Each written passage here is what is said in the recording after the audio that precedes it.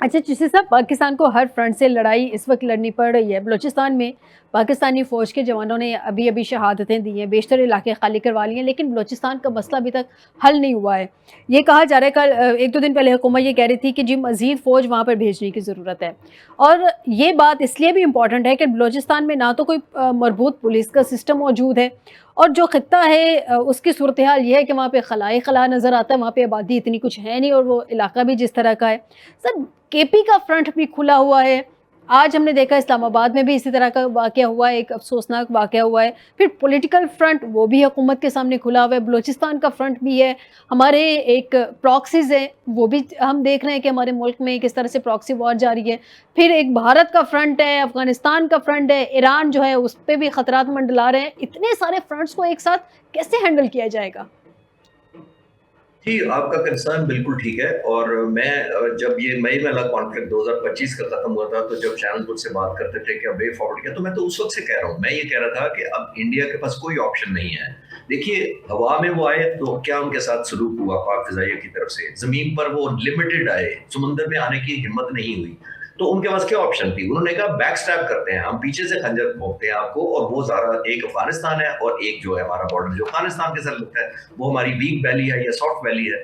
वहां से उन्होंने प्रॉक्सी शुरू किया। और अब आपने, जैसे हम पहले पिछले सवाल के जवाब में हम बात कर रहे थे कि ऐसे लोगों को वो विक्टिम कर लें, आसान बन जाते हैं ऐसे प्रोपेगेंडे के, जिनकी ऑलरेडी थ्रेशोल्ड पर लॉयल्टी होती है इस मुल्क के साथ, या हुब्बुल वतनी की एक लिमिट होती है। वो तो कहते हैं मेरा तो दूध नहीं है, पानी नहीं है, बिजली नहीं है, स्कूल नहीं है, तो मुझे शायद इधर से सब कुछ मिल रहा है। तो मैं ये नहीं कह रहा कि आज की हुकूमत रातों रात सब कुछ कर दे, लेकिन अगर हम स्टार्ट लें, उनको सेंस ऑफ बिलोंगिंग दे, सेंस ऑफ एंगेजमेंट दे, हुँ। तो लोग आपकी लॉयल्टी विन कर लेंगे। खासतौर पे जो पढ़े लिखे लोगों के बारे में अभी पता लगा है कि वो डिसवेड हो रहे हैं, दूसरी तरफ जा रहे हैं, उनको एंगेज करें। मैं हुँ। पॉलिटिकल पार्टियों की बात ही नहीं कर रहा, मैं कह रहा हूँ इंटेलिजेंशिया, पढ़े लिखे लोग जो समझ बूझ रखते हैं, जो एक प्रोमिनेंट कंट्रीब्यूशन करना चाहते हैं इस मुल्क की यूनिटी के लिए, उनको तो एंगेज करने में कोई अर्ज नहीं, किसी पार्टी से भी हो।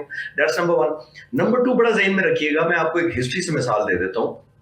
अंग्रेजों के जमाने में केपी के, उस वक्त तो खैबर होता था, और हुँ। बलूचिस्तान में बहुत मसले थे अंग्रेजों को कंट्रोल करने में। तो उन्होंने हुँ। बड़ा अच्छा निकाला। उनका था एक जनरल था, एक वॉरेन बर्टन उसका नाम था। उसने एफसी बनाई थी, जिसको आज भी हम कहते हैं कि हमारी फ्रंटियर कंस्टेबलरी अंग्रेजों ने बनाई थी। और क्यों बनाई थी?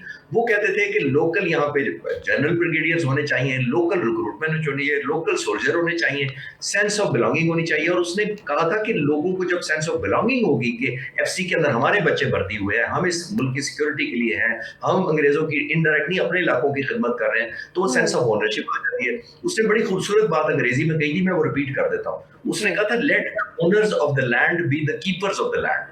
हुँ। जो ओनर है उनको कीपर्स बनने दो, वो कीप करें अपनी लैंड को, संभाले, वो अकाउंटेबल हो। जब आप उन पे जिम्मेदारी डालेंगे, जब उनको जिम्मेदारी कहेंगे कि भाई आप बताएं कौन सा जिरगा है, कौन से आपके बड़े बूढ़े हैं जो करना चाहते हैं, आप बताएं कैसे हम करते हैं, तो आई थिंक जितनी आप एंगेजमेंट रखेंगे उतनी ओनरशिप ज्यादा होगी, उतने हमारे पे बर्डन, ये लॉ हुँ। एनफोर्समेंट चाहे पुलिस हो, रेंजर्स हो, एफसी हो, पाकिस्तान आर्मी हो, हमारे पे ओनर्स उतना ज्यादा कम हो जाएगा।